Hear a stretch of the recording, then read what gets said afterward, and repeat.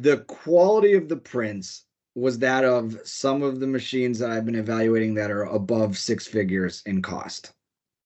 So it is the first printer that I've seen be able to do that at that cost point. In addition, I mean, we were pushing the envelope of the size of parts for this.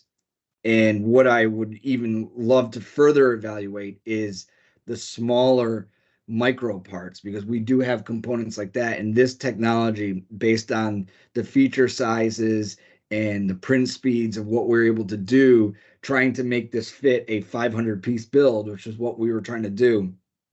If we went even further closer to the sweet spot into the smaller, lower volumes, I don't see this having any problem from a clinical release standpoint at smaller volumes.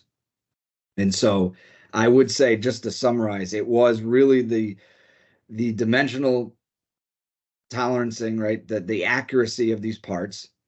When they came out printed, they all fit together. The surface finish of these parts. So they did, unless you had a keen eye, you'd be hard to differentiate whether it was a molded part or a 3D printed part. Now, and an engineer, a manufacturing engineer, somebody in the space, yes, they can pick that up quickly. But the customer, they have this looks like a high quality assembly that we created with the B9 printer.